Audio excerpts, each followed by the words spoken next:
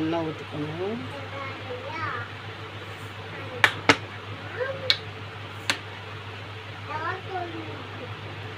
எண்ணெய் காஞ்சிடுச்சு. வெந்தயம் சீரகம் போட்டுட்டேன்.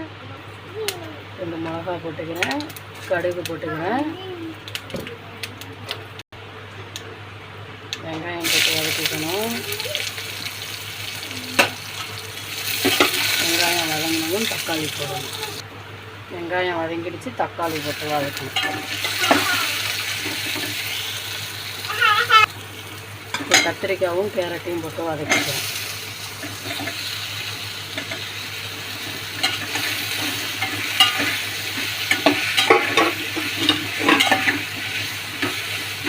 கத்திரிக்காயும் சேர்த்து நல்லா வதங்கணும். கத்திரிக்காய் நல்லா வதங்கிடுச்சு. கொத்தமல்லி தூள், சாம்பார் தூள், மிளகாய்த்தூள், மஞ்சள் தூள் போட்டுக்கணும். போட்டு வதக்கி பருப்பு தண்ணி ஊற்றணும். நான் குக்கரில் பருப்பு வேக வச்சுருந்தேன், அப்படியே ஊற்றிக்கிறேன்.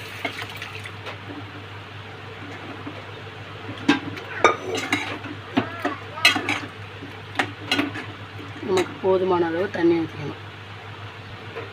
தண்ணி கொஞ்சம் ஊற்றிக்கணும்.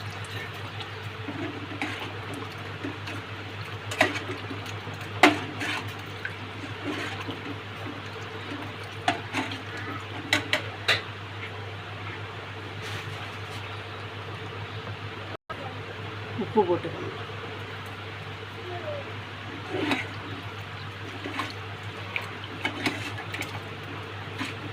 இதை இப்போ மூடி கொதிக்க வச்சு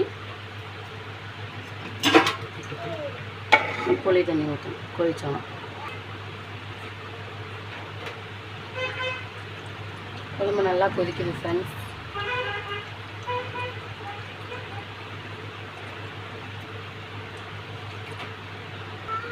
இப்போ புளி தண்ணி ஊற்றிக்க வேண்டியதான் ஃப்ரெண்ட்ஸ்.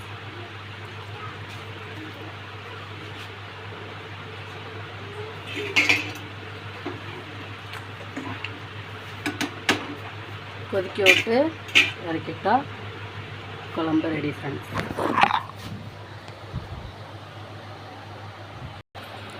குழம்பு பாருங்கள் ஃப்ரெண்ட்ஸ், வெளியிலேயே ஆவி வருது, நல்லா கொதிக்குது.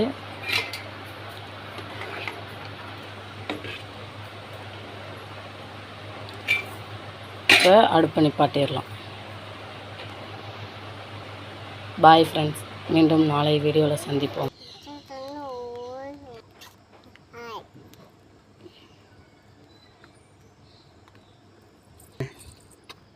டான்ஸ் ஆடு, அப்படியே ஒரு டான்ஸு.